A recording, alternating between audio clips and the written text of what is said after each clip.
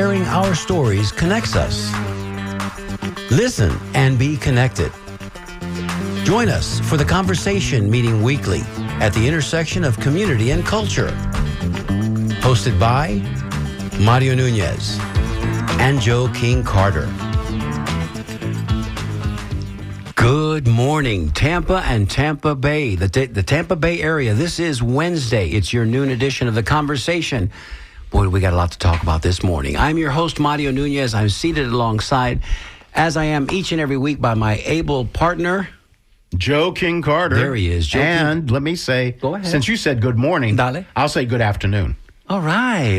But, well, you know, because some people were up late last night because there was a kind of a special event that we were all tuned into, those of us that are politically active and socially conscious. And Joey, did you get a chance to watch that? Oh, of course. Yeah, I think the various polling agencies said it was a very highly watched event.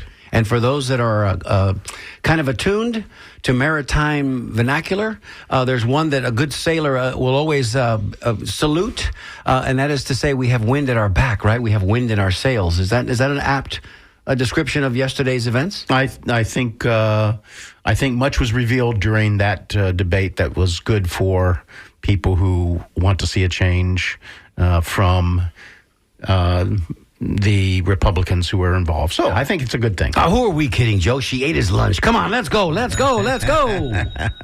wasn't even close. I mean, I said it last night when we were driving home. I said, I think she pitched a shutout. It may not have been a perfect game, but it was a shutout. You know, no runs, no errors, and all that good stuff. So here we go. Right. I'm just trying to say that we are here on Wednesday, each and every Wednesday. Last week, we had the opportunity to almost make our goal, Joey. What are we doing? What did we do last week? We got very, very close, but we just fundraising. We did our fundraising for WMNF.org, and it was a good time had by all. Yes, and the community pitched in and did their work, and thank you so much for everyone out there who gives to WMNF, because we are reliant upon you, the listener, to support us. And so it was good. But we here at The Conversation fell very slightly short. We are a baby show. Baby steps. And this was our first fundraiser, and I think we did very well considering. But we're a little short, so if you have some pocket change out there, folks, look at the couch. Please, right now we are at a place where the smallest of donations, as always, will make a big difference for us. So if you got $5 or $10, send it to us. Go online, go to our tip jar, designate The Conversation, and give us a little dough. We need it. WMNF.org, and you can find your way to our show right there. So let me say at the top, there were some funders, some fun. We were doing some great fundraising last week, Joey. Yeah. You know, we were. Sean Canan came in here and he pitched for us with his dulcet tones. Absolutely. And then Randy Zimmerman came in, our GM, and she's incredible. Very kind. She came in and she did everything she could to get us over the hump. But she did. I do want to say a big shout out to, and these are the donors that came through last week, Tito with his $50 pledge, Tanley with her $50 pledge, Phil and Carmen, Circle of Life, is that right? Is that what we're calling it? Circle of Life? Circle of Friends. Circle of Friends. It's Circle of Friends, but it's an important part of our life. Yeah, Circle of Friends. It gives life. Phil and Carmen Nunez, thank you so much. Pete Otero, $11. Circle of Friends as well, each and every month. Barbara Diaz-Jaskowski, thank you, Barbara, for your $50 donation.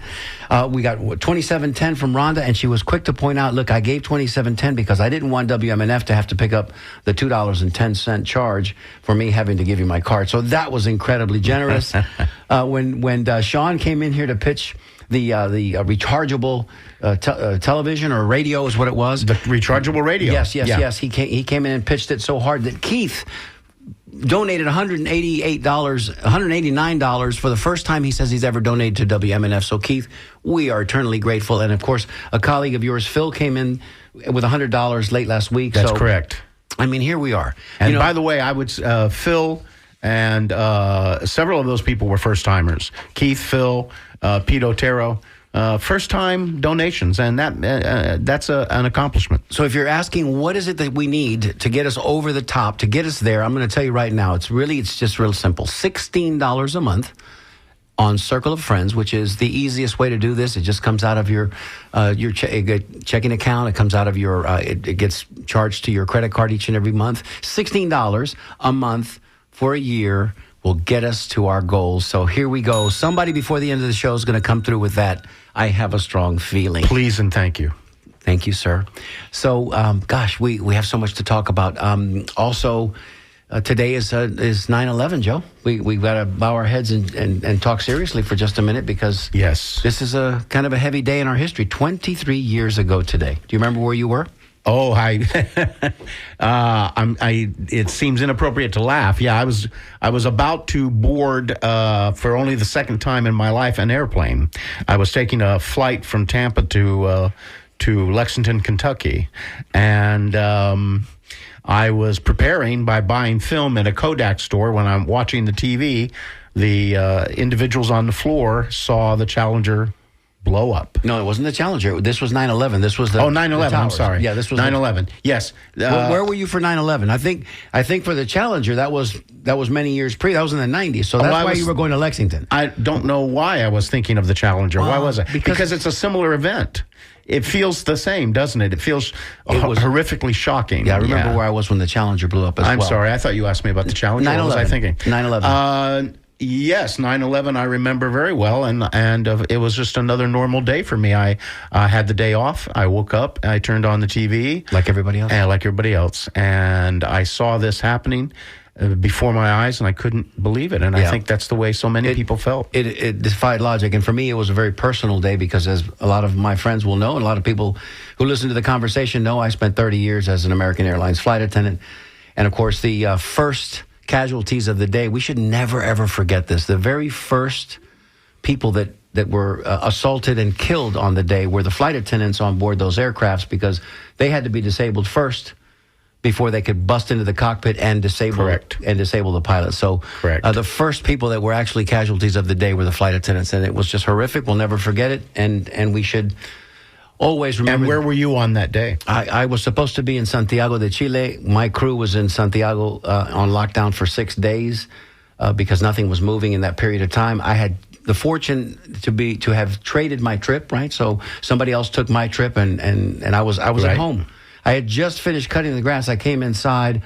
I turned on the television in time to see the first airplane Unbelievable. Go into the tower. Yes. So the second airplane, forgive me, because the first one we didn't have that. It's so interesting that I confused those two events when you asked me, because those two events have to do with airplanes, but they just are so powerfully disturbing and traumatizing to the mind to see death right in front of you, and yet some people deal with it all the time. So we remember those that we lost that day, professional colleagues of mine, members of my airline family, and as well everybody. And then, of course, the commemorations are going on presently in New York. So with love, admiration, respect for the first responders and everybody that's been profoundly affected by 9/11. Yes. Joey, so, our guest today in studio. Yes. Is a fella that most people who listen to WMNF on the reg, as the kids say, would probably know this cat. Well, we do a thing here called It's a Family Affair. What's that called again? It's a Family Affair. Oh, let's talk about that.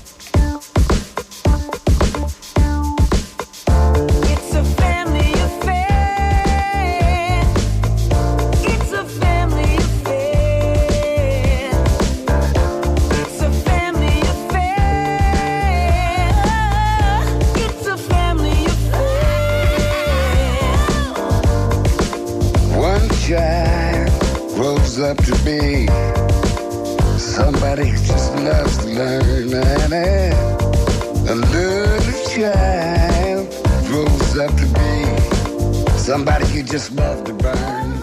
Oh, Sly. Oh, yes. Sly. It's a family affair. So why do we call it that, Joe? Well, we call it that because what we want to do here and there is, as we delve into narratives, personal stories about people, throughout the community, we thought it might be nice to introduce some of the people who work for, are paid staff for, are volunteers for, are donators to, and everyone who comes together to make WMNF.org what it is today. A great big family.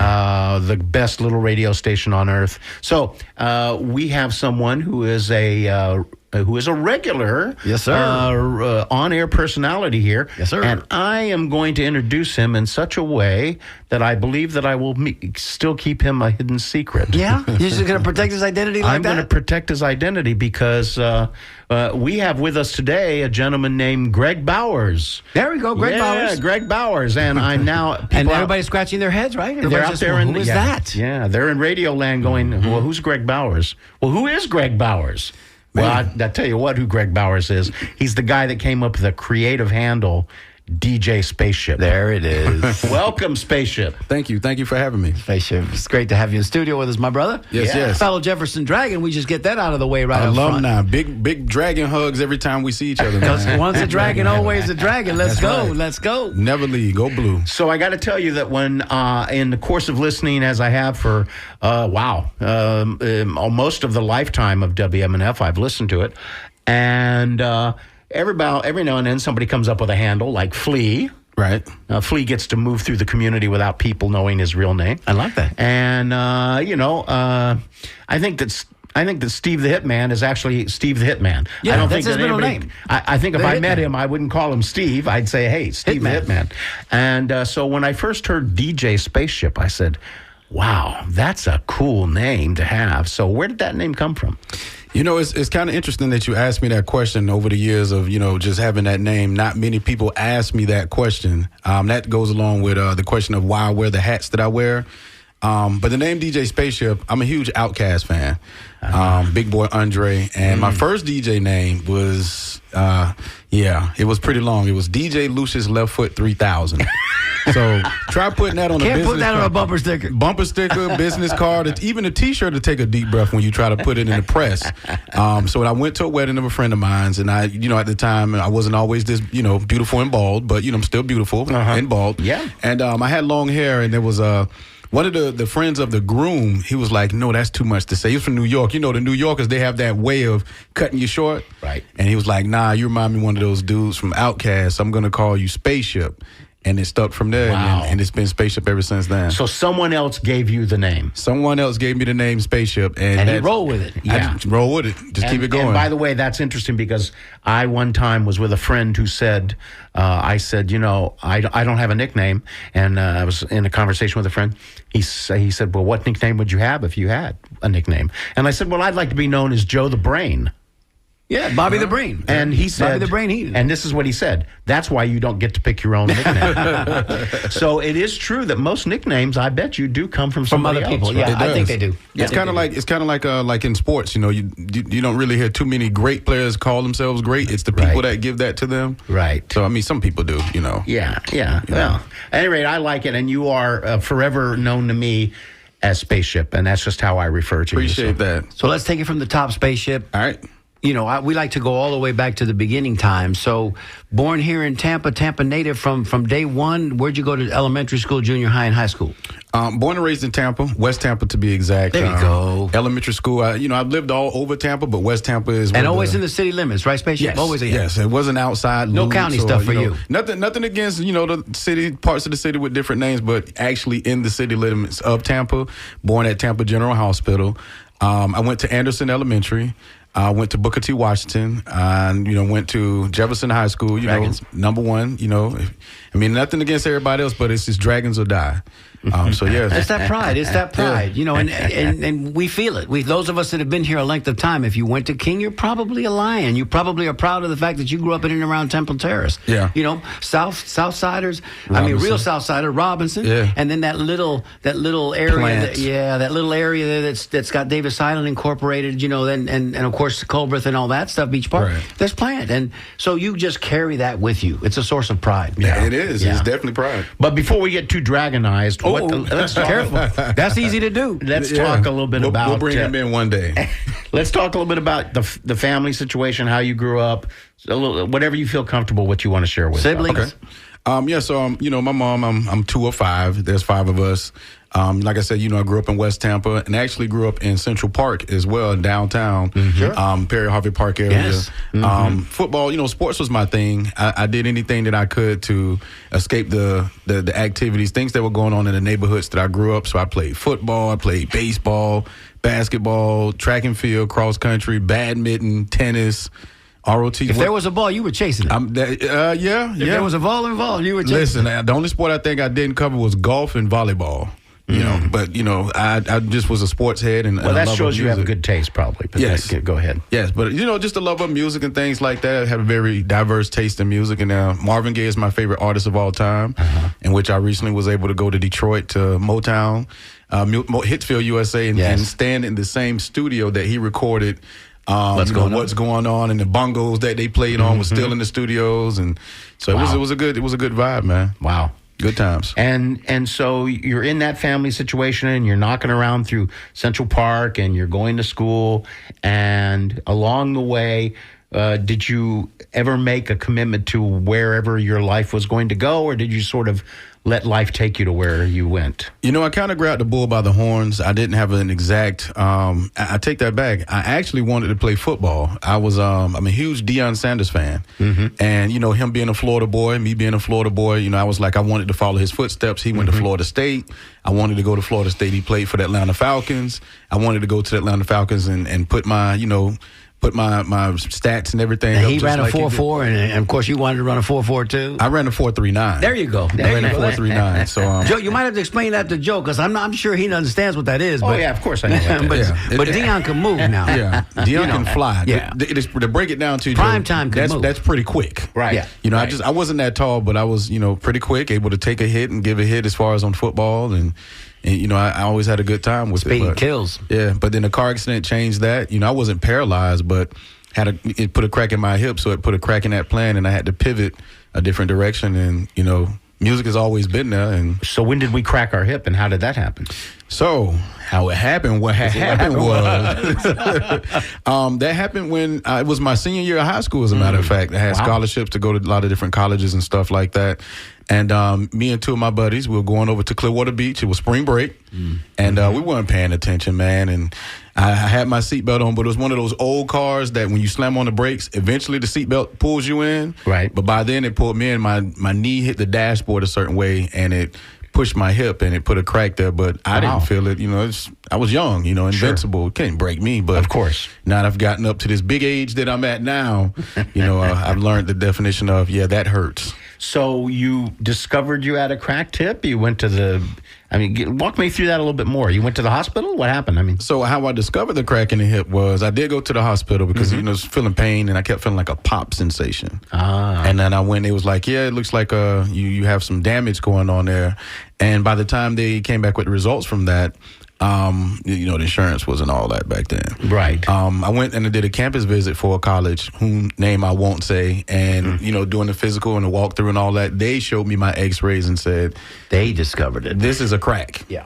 So, my scholarship changed from full ride down to 2 years. And, we didn't have that kind of money to, pay for that university's tuition per year. Right. So I had to pivot. So the crack essentially prevented you from pursuing any kind of career in sports that you might have wanted to do. On a professional level, yes. Yes. I still went out and compete, still went out and played and had a good time with it. But as far as like trying to go to the collegiate level to go pro, I had to hang those shoes up. Okay. Yeah. So now we're cracked. He's in his early 20s. Yeah. He's in his early 20s. Now we're cracked, and what are we going to do next? What happens?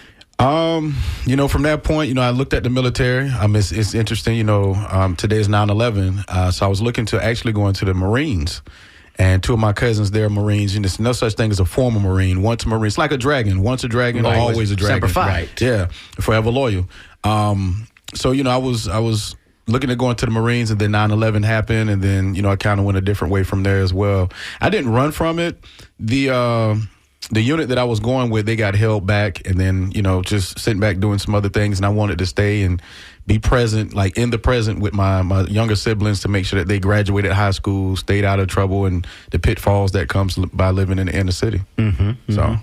So you committed to family and to help your family, along with the fact that you had this crack, and so now you're not in the Marines. What happens next? So, I would go to like the workouts and stuff. Shout out to Staff Sergeant Boggs. He's actually Wade Boggs' nephew. Really? Yes. And he was the one recruiting me to come in. So, staying dedicated to the family. I just made sure, I kind of turned to dad. I would do things like, making sure the homework was done, making sure to keep them away from things. You're the oldest. I'm the second oldest. I have a sister that's older than me. I'm 2 of 5. Okay. 2 of 5. But you were on the scene at that time. Oh yeah, I was on the scene, and then eventually what happened? I took a trip up to North Carolina, Jacksonville, North Carolina to be exact, which is Camp Lejeune, which is a Marine base. Yes. And I sat back and was like, "Well, Dag, I'm here, but I'm not in the Marines. But I did a lot of the things that they did, and still make sure to stay connected with my family back here in Tampa, stuff like that. We didn't have Facebook and Instagram and social media. The internet Not yet. It was a step above what the CDs, the AOL CDs and stuff like that. So yeah. So what happened up there? Then where do we go next? From North Carolina, Have you figured out what I'm going to ask you here? This is the way it's going to work. Where did WMNF come into your life? I think I'm jumping ahead of the script a little bit. Oh, so you want to see when that happened? Well, let's. What led you to us? We're just. What led you to become one of our We're getting family? to know Spaceship. That's what we're Okay, doing. so from North Carolina, I just got a chance to meet different people, up in New York, the tri-state area, and people that are west of the Mississippi, stuff like that, and get experience by being around different cultures instead of just, because in Tampa, it's a huge Latin community, Black and brown. It's Right. In my high school, it's Latino and it's Black. That's what it is. Pretty true. Pretty true. That's how I have the little broken Spanish that I have. And then when I say a little bit, people go too far. I'm like, that's all I got. my Spanish is not good looking. So It's not very good looking. Yeah. Celia Cruz. Yeah. So I moved up to New York after North Carolina, and I spent 2 years up there. And I went to the Puerto Rican Day Parade and got to know a lot of different people and stuff. And then I kind of noticed that the stronghold I had with helping my younger siblings to graduate started to become weak. So I returned back down south, and I've been here ever since then, making sure that. So I was successful getting 2 of 3 to graduate. So I'll take that. It's good. That's good. take 2 out that. of 3. That's a win. That's a high success rate right there. Yes, Yeah, it that's is. pretty good. Absolutely. That'll get you to the Hall of Fame. You should be proud. Certainly. Oh, yeah. And while you were up there and expanding, your horizons and learning a little bit more about our humanity as people, Right. you also learned a little geography, because it people don't realize, but if you kind of tend to stay in one geographic region for your whole life, Yeah. be it the Northeast, Northwest, Southwest, Deep South, Right. you don't realize that, there's It's a whole new world. There's a whole big world out there, man. So, and I definitely learned that, because, going to New York, anybody that has been in New York knows, you can go in this part and it seems like Little Italy. You can go in here, it seems like Puerto Rico. Chinatown. Dominican Republic, and then it's just the Jewish community. So it's so many different. Absolutely. And you have that one space they all come to. It's called the Diamond District and Fifth Ave and Times Square. Right. Yeah. Yeah.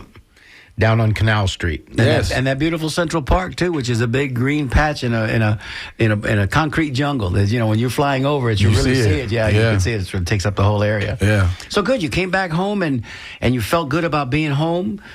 Now walk us through, ease us into the association with WMNF. Did you come here as a volunteer first? So my first time actually coming through these doors, there was an event back in the day. Me and my brother Tone Capone, shout out to him. Shout out. He does Waves of the Bay. We started doing shows to give artists, homegrown, they call it local, but I call it homegrown artists, a chance to be heard on the different platforms and different stages. We did a show in St. Pete, and we did a show down in Ybor City. There was an awards show back then called the As One Awards, and they select me to be the DJ that particular year. So they came in on a Saturday night shutdown with Concept, and they had me to be the DJ that night. And I was like, yo, this is kind of dope. All the DJ equipment, the gadgets. And You got everybody's attention? Got everybody's attention. And that was my first time actually coming through these doors of WMNF. But when I was a kid, my step-pops across the street, there used to be like an open field. Okay. And I was one of the Kenny kids because the signal wasn't as strong to go all over the city. So they would park across the street, and I would have my Kenny cousins, and they would pop their trunks and play the radio, and we would listen to Kenny K playing hip-hop and stuff like that. Wow. While we were across the street playing. It's about 1 o'clock in the morning, but, we with our pops. Of course, everything's safe. Sure. Yeah. Oh, that's deep. Listen, I mean, it's in his DNA, pal. Yeah, it is. It's a You know what I'm neighborhood thinking? thing. Yeah. Yeah. And what year would that be approximately? Give me a year. For as far as Kenny Kids, Yeah. I was about 10 years old. Okay. So that was early 90s. Early 90s, okay. 92.3. Yeah. So you're That's pretty cool. You're connecting to WMNF at that point. You're getting there's a thing that's happening. Now you mentioned doing this other DJing work. You actually were doing things before you came to WMNF. So talk a little bit about that, if you would. So I was I met a really good friend of mine named Melvin Duncan, and he was a DJ. And growing up in Central Park in West Tampa, have these block parties similar to like they have up in New York in the summers.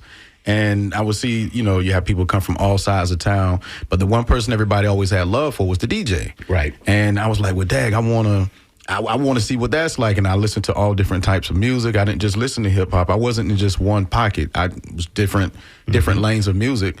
And I would say back then, the one group that really opened my eyes up to that was Pink Floyd. Really? Pink Floyd. Yeah, back then they did a tour, which I'm going to show you my age.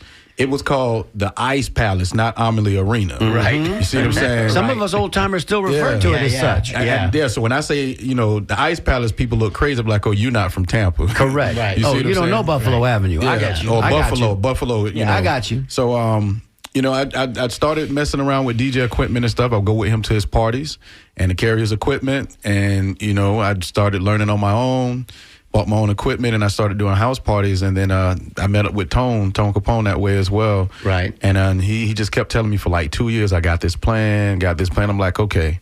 And then eventually that 2 years turned into, some actuality, some actual action, I should say.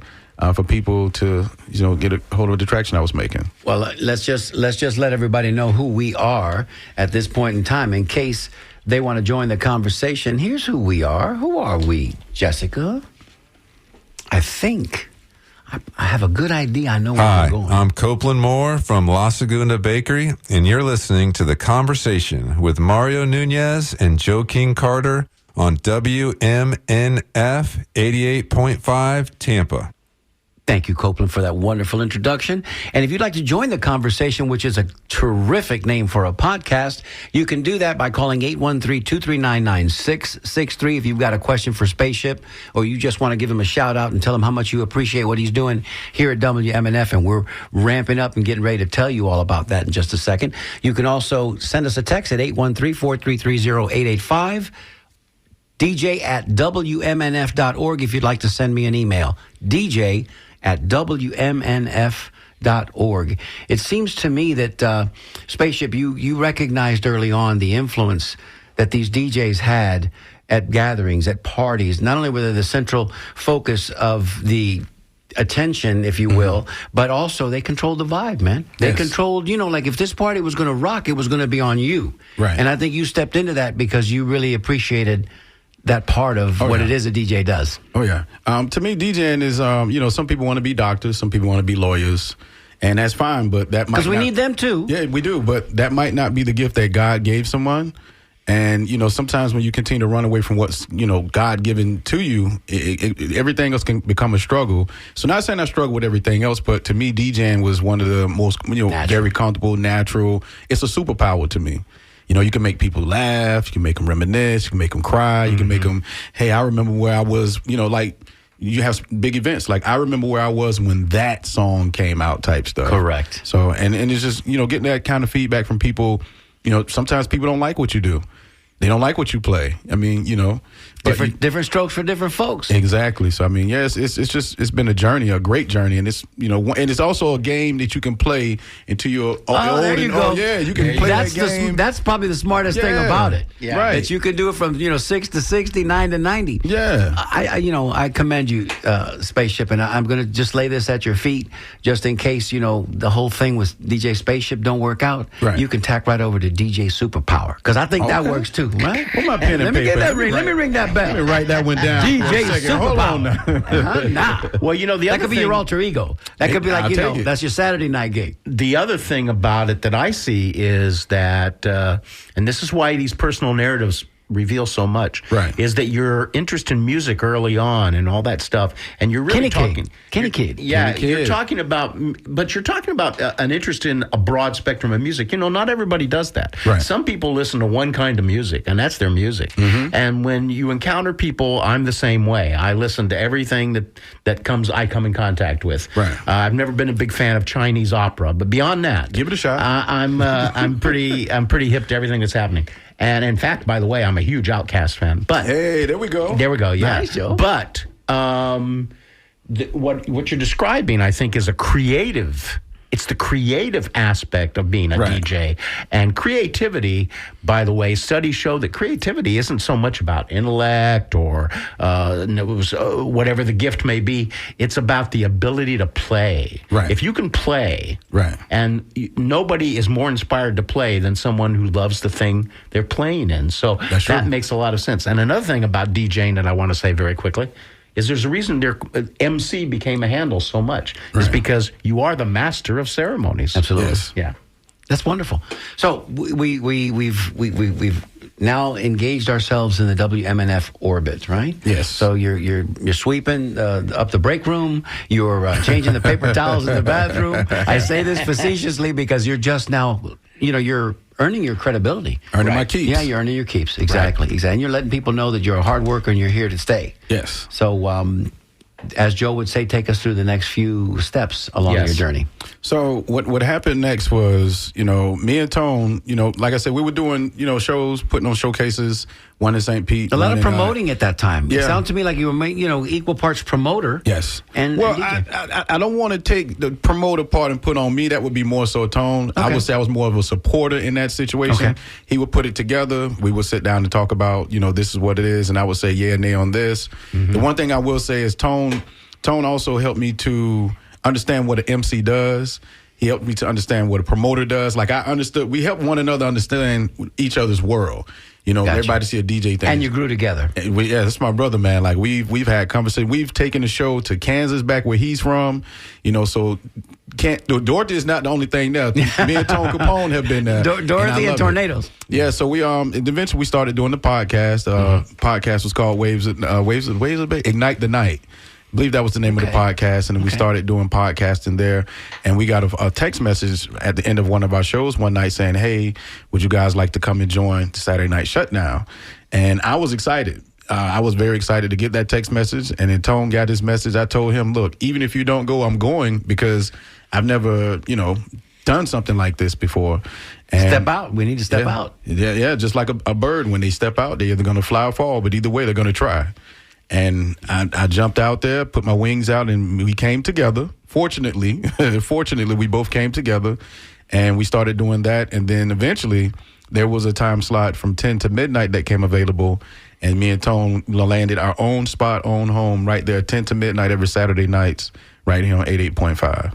There's the humble beginnings. There it is. Now you're starting to get the depth and the breadth of the man's experience. Yeah. And at this point, now this we all know because we are part of that happy family. Yes. The programmers are all volunteers. We come in here of our own free will. We on our dime, so to speak. Yes. But in those early days, that's how you kind of started to wade into the waters. Right. 10 o'clock on Saturday night. What were you doing to sustain yourself in the interim? Were you picking up these shows and doing these shows like or did you have a 9 to 5? So I had a 9 to 5, like a lot of us creatives do, until you get to that. Until you get to that level. Yeah, when you have a 9 to 5 until your 5 to 9 takes care of you. Right. And I had a 9 to 5, and I would do that, and then I would still do parties and events and stuff like that, private and big time events, nightclubs and stuff like that. Okay. It got to a point where I had to make a decision either to be at the show that night or to go and do a party. I committed to the show, so most of the time I was at the show, and Tone and I did a good job of communicating with one another in case one was out, one was going to be in. We were both going to be there. Somebody was covering. We were covered either which way it goes. Right. You remember what studio you might have been in? I was in the early Kenny days? K. Oh, okay. I would start out in the Kenny K. Tone would be inside in here in Studio 2, and then eventually after I do my opening set, come inside the Studio 2, and we make magic from there. So would you have a little group outside that was kind of surrounding you out there at the time that you were doing it out there? When you say a group, you mean as far as like people outside? People from the outside, yeah. People from the outside. Anybody, how would that work out? Well, people, they would listen, they would tune in and stuff like that. Okay. Different artists and stuff like that. And then just people who I've done parties for that just continue to follow the movement and stuff like that. I would do things like go live on social media, you know, the Instagrams, TikToks. So by now, that's in play. Yes. By now, all of the social media platforms are engaged. Yes. And you guys being the young men, smart, entrepreneurial that you are, you were engaged in all of that. Right. You knew that was a quick means to getting your message out. Oh, yeah. Now, there you go. I mean, you sign this to social media, and it's millions of people watching, potentially. Even like now with our voices on this radio, it's potentially millions of people can be listening to us and streaming us. And, you know, there's millions just in the Tampa Bay area, but then streaming, that's a whole nother ball game. And as you said, millions of people listening to me. I got a little scared. I got a little nervous. Oh, no. All of a sudden, but not really. No. But I did. The thought did come to mind that if there are millions of people listening right now, Yes. this might be just one more opportunity to say, listen, if any of you guys have got $16 a month and you'd like to send it to us, we would graciously accept it, and then Yes. of course you would push us over the top and make us that much closer to our goal. So DJ, you know, we know you, we love you, we see your energy each and every week when we come in here. And oh, by the way, full disclosure, if those of Right. you that listen to our show, DJ also graciously answers our phones for us each and every week. So when the phones ring, it's usually DJ Spaceship that's on the other end of the line.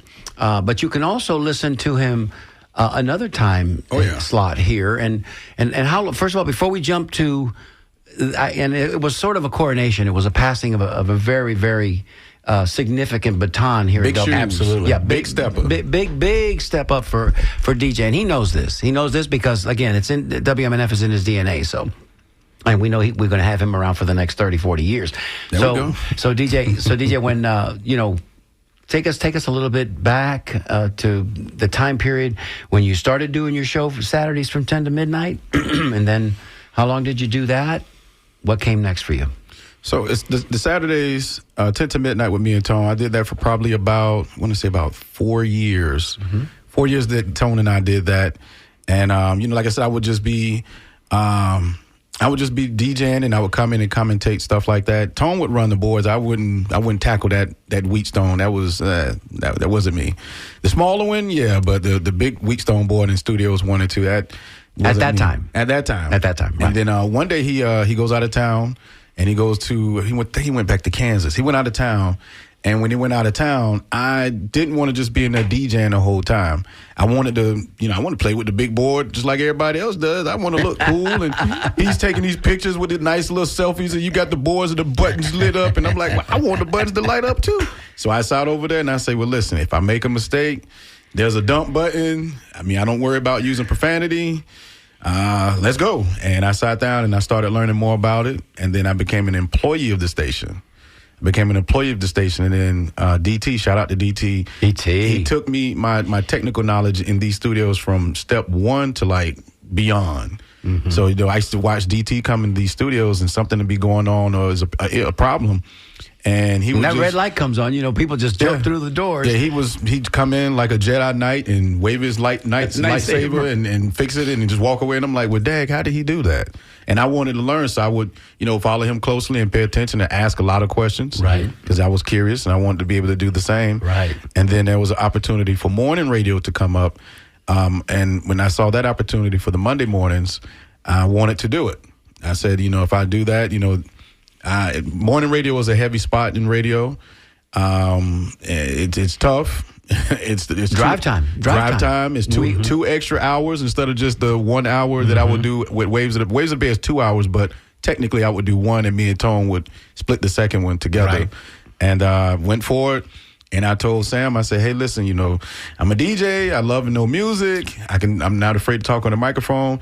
And if anything goes wrong technically, I don't have to call anybody. I'm already here. I fix it myself. Yeah, and I don't have an excuse to be late to work because I'm already here. So right. I did that, and then eventually as time goes on, I met my co-host, Nate Dogg, and he came along, and then eventually Cam, who was doing Fridays for, 44 years? Let's talk briefly about No, not briefly. Let's talk about that, but let me briefly pause because I want to read Okay. this one email that came in. It says, we love Spaceship. Love is in all caps, by the way. We love Spaceship up here in crazy-ass Brooksville. Thank you. Tina and Dennis following your thoughtful lead to say, quote, unquote, have a great day on purpose. I think Hey. they've heard that before. Yes, smile hard and have a great day on purpose. There we go. Thank you so much, Tina and Dennis, for listening. Thank you, Yeah. Tina and Dennis, for that. Right? Yes. And before we go, one more The thing Cam I want Dilly to say. story, sure.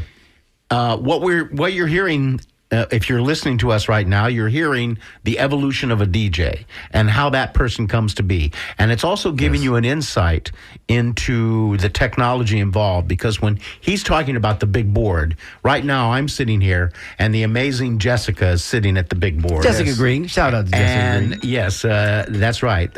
Jessica Green, Jessica G, the OG. But at any rate, that's a lot. There's a lot of technology here, and there's a lot of skill that has to be built. It doesn't come to you, obviously, automatically. And so people listening out there, I hope you understand that those people that come here and volunteer to do this, I'm more or less new to the game when you think of someone like Cam Dilly, these people that have been here for 30 and 40 years and beyond. It's amazing to me when I think about that. Yes. And what I'm seeing is this entire megaplex of activity that's happening here that people don't really see, probably normally grab. The other thing I want to say real quick too is that yes, Cam came from another generation. He's about my age, and what is so cool about WMNF is this ongoing diversity in which now you have someone like Spaceship who comes here. Who could be and Cam's son. And he The age is right. The age is right. It could be anybody. It could be anybody that's DJing a show currently, whether it's public affairs or music.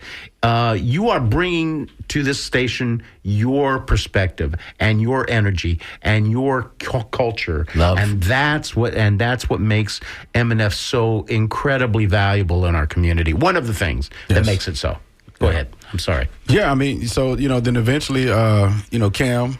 As a matter of fact, I have to give some love to Randy. I call her Randy the Great. She was very instrumental in helping me, shaping me to. She challenged me. Mm-hmm. Now she came in one morning and she said something to me, nothing bad, but she said something to me that challenged me. And when I say it challenged me as far as my music selection, it challenged me as far as the things I talk about. It challenged me from the ums and the oohs and filling up the dead airs and being prepared and things like that. So I won't share exactly the lesson she gave me, but I would say the knowledge that I learned from it is instrumental.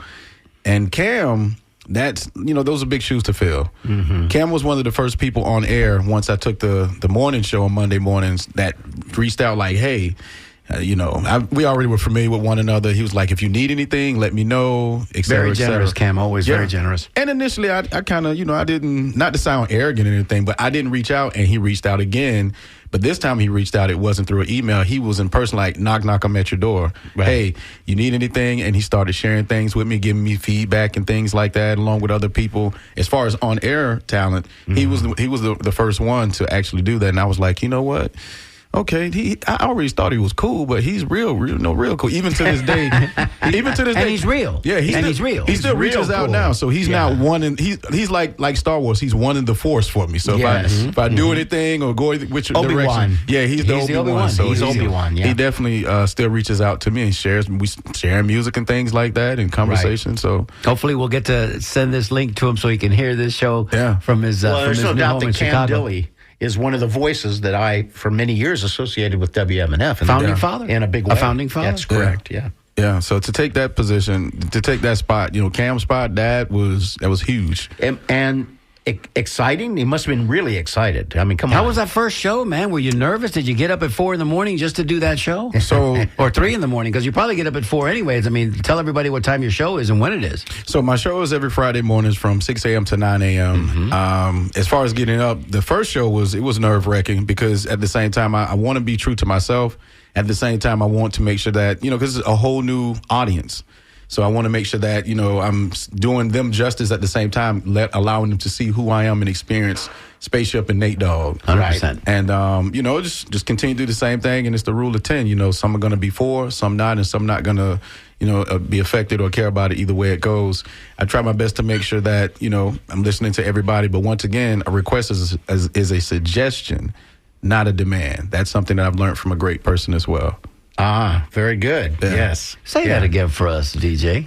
A request is a suggestion, not a demand. Right. So just because somebody requests something doesn't mean It has to happen. It has to happen. So it's a suggestion. It's like, take not this a- under advisement. That's the kind of That part right there. Exactly. Yeah. Well, good. How are you enjoying? I mean, because it's safe to say now that you're in that seat and you've been in the seat for a couple of months now. Right. You feeling it? You feeling it better? I mean, on Friday mornings, it's like, okay, Yeah. it's my car. I'm driving it now. Let's go. So I still can't be late on Friday mornings. No. I have no reason to be No. late because I'm already here. I would say it's fun. It has a different feel than Mondays. Mondays is you're coming out of the weekend. Fridays you're going into the Into it. weekend. So it's TGIF, the party, getting everything going that way as well. And can I mention to you that, Yes. that Wednesday is the fulcrum between both of those, right? You're right. So Monday you might have the blues a little bit. Friday you're jazzed up because you know what's coming Saturday and Sunday. Right. But Wednesday you're equal distant from both. Right. So I'm just a little gratuitous plug for the conversation on Wednesdays at noon. If you Right. feel like you need a little pick me up in the middle of the week, this is the place to be. Right. Because you get to hear about life stories like DJ Spaceship, Greg Right. Bowers. So I'm just saying, stay with us. We're growing. We're going to get better and better. DJ, that Friday morning, that Friday lineup. Right. And I was a part of it It's a for a tough hot one. minute. I was a part of it for a hot minute. I was on Fridays at 10 o'clock in the morning down and dirty. Right. But it starts off with you at 6 a.m. and it goes all the way to the Soul Kitchen. Not the Soul Kitchen. What comes right after the Soul Kitchen? I want to say it's Friday evenings. I can't think off the top of my head. I'm actually have to dig a little further before me. Wait, I mean, that whole Friday lineup is amazing. Yeah, I was. It actually doesn't start with me. It kicks off with Renna. Like Well, Renna, she's doing 3 to 6? 3 to 6. Oh, Yeah, so she's she's amazing. Shout out to Renna. Yeah, Renna Amazing, does her yeah. thing, man. Like Can we talk about that for a brief moment? Sure. I mean, the hour's evaporating on us. Can we talk about what it must take? Now, listen, we're talking about people that are doing radio at midday. Right. I mean, this is, come on now. You sleep until 9, whatever. Right. You if you're on a 6, you better get up at 3 or 3:30. That's true. But if you're on at 3 a.m., what does that constitute? What takes? I mean, 3 a.m. You better make sure you have proper rest. I mean, I've learned by Hydrate. Yeah, hydrate, eat well. I've learned by a lot of I pay attention to a lot of people that are great in what they do. So the Michael Jacksons, the LeBron Jameses, the Kobe Bryants. Anybody. It doesn't have to be someone in radio, but I look at seeing what they do in preparation. You have to make sure you're getting proper rest. Make sure you're doing your research, Nutrition, and you want to make sure that you're being diverse in everything, so that no matter Balance. wherever the conversation goes, you're able to contribute to it and not sound like you just read it out of a book, out of the library or something like that. That's right. So, but yeah, I mean, it's been a journey. I've been doing morning radio now. I want to say it's been going on 3 years. Mm-hmm. It's going on 3 years now. So getting up early in the mornings, my body's used to it. Sometimes. And you're young too. I mean, I appreciate you're that. right there in the middle. You know what I'm saying? Wait. No, don't. You're not gonna give me a backhanded compliment. I'm young, so we're Yes, gonna you are. stick- Especially when you consider me and Joe. Let's leave it right there. Let's leave it right there. Yeah. I digress. I went too far, as I usually do. Yeah, but what's nice about your Friday morning slot is that you are supplying this energy, this drive time energy. Right. People are getting up, waking up. It must be a very different experience than anything that's happening late at night. And it's really nice because I like getting up Friday mornings with Right. you, by the way. Hey, thank you. Yeah, no, it's nice. And you've got that. The music selection is always top, and it's just good stuff. Yeah, I like to give people that curveball. You never know what's going to be played, what's coming, and it's nothing more than when you have someone email. I'm pretty sure you guys get it from your shows when you have that topic, and you take someone somewhere mentally. For me, when I take someone somewhere, musically, it's like, dang, it makes them reminisce, or I never heard this. Like, for example, you have October London, who sounds like Marvin Gaye, and for the longest, I had a listener that would listen, and they was like, Thinking it was Marvin. They thought it was Marvin. I was Sure. like, and then when I announced, that's October, they were like, wait a minute, signed to Death Row, wait, Marvin. Death Row, that just some of that doesn't sound Generationally Right. different. Yeah, Right, so, right. But it's good times, man. I love being able to get those kind of reactions and responses from people. Yeah, you're very. It's very obvious to me that you're very much in touch with wanting to affect the listener in a positive Yeah. way, Yeah. and that's a connection you're making. Right. And that's something that is lost in radio. That doesn't exist in corporate radio. So, I agree. folks, I don't care if you're you have that algorithm that's setting up all your music for you on and one of those commercial stations. That connection that you're supplying is real, and people feel it. Well, it's tough because it's like when it comes to doing what we do here during the morning drive and then, the traffic jam, we don't have many record labels calling us saying, hey, play these songs that they're paying us to do. No, we don't have that. Right. I have to, not just me, but me and all All of the us, programmers. we have to sit down and create, we have to give you guys this show. So we have to sit down and think about these songs and then what I played the previous week and the week before and the week before. Right. So that we're not playing the same thing again over and over and over. And I get it. We want to hear the Billie Jeans and we want to hear the top hits, but however, there are those B-sides, the undercuts that those artists have that take you there in that jam just as hard. So it's a process. And then, your talking points, know what you're going to talk about. And then, hey, you can get a curveball. Sure. Some breaking news can happen. Sure. You might have a guest come in and you have to do your research on the guest. So it's a journey. I mean, it's a very though enterprise. It's a Yes. very thoughtful enterprise. And my Yes. music education, my personal music education has come from through WMNF. Yeah. There are countless bands and groups and performers I never would have known. Christopher James, Liquid Pennies. It goes on and on and on. Yeah. And I'm not a young guy, but I'm fairly hip Right. in knowing something about music only because of WMNF. Right. Yeah, it's fun. It's good times, and I'm even me being an employee here. Like I hear songs that other programmers are playing. I'm like, oh, I like that.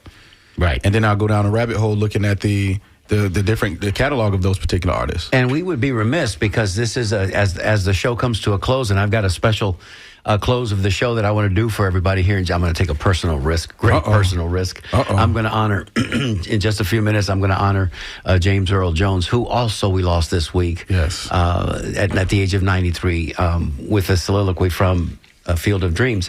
But we would be remiss if we didn't mention you're going to be honored this Friday night. Can you talk a little bit about that, Spaceship? Because we yes. want to get everybody to come on out. Yeah, so everybody come out. You get a chance to actually see the 5'8" great. That's right. I will be at the Commodore. with, 5'8" is great. Yeah, I will be at the Commodore with Kelly, and they're gonna it's the salute and Happy Days. Absolutely. And it's gonna be interesting. I've never done it. It's I tried to get a little information to see what I'm facing. I'm confident that it's gonna be a good time, like JJ and them. And we're just gonna. Hey, folks, come on out to the Commodore Friday night. Nebraska and 7th Avenue. Nebraska and correct? 7th Avenue. I cannot say too many good things about what this club is about, what this artistic group is about. It's an experience that's unique. It's not like any other commercial comedy shop in the country. And DJ is going to be there. Spaceship is going to be there. I'm going to be there. Yep. Mario's going to be there, and we're going to have some fun. He's going to be the honored guest. So without further ado, because we're coming close to the end of this, let me just say that one of the greatest movies, especially the greatest baseball movie of all time, in my humble opinion, is Field of Dreams. We lost the great James Earl Jones this week. This is With Love in My Heart for James Earl Jones. Ray, people will come, Ray. They'll come to Iowa for reasons they can't even fathom. They'll turn up your driveway, not knowing for sure what they're doing. They'll arrive at your door, as innocent as children longing for the past. Of course we won't mind if you look around, you'll say. It's only $20 per person. They'll pass over the money without even thinking about it, for it's money that they have and peace they lack. And they'll walk out into the bleachers and sit in shirt sleeves on a perfect afternoon.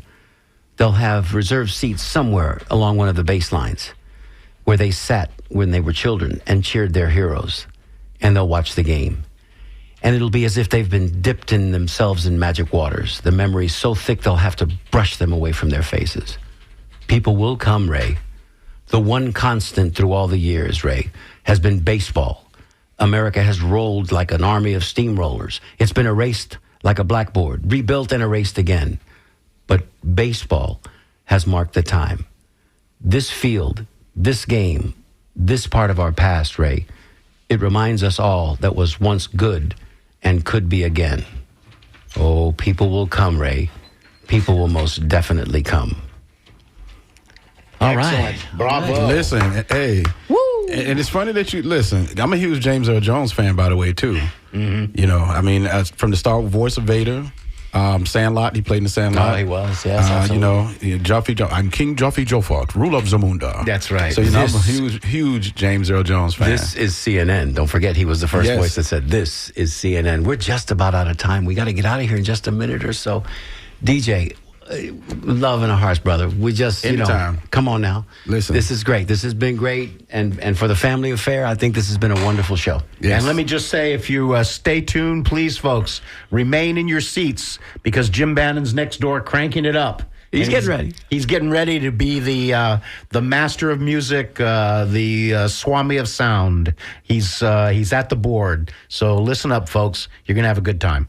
And DJ, come back and see us soon. Well, we'll see you next week because you'll be answering our phones I'll for be us. around like the And letter O. I love it. We'll see you on Friday. Ladies and gentlemen, thanks again for watching. Thanks for all your contributions and the love you send us each and every week. I'm Mario Nunez. This is Joe King Carter. You're listening to WMNF Tampa.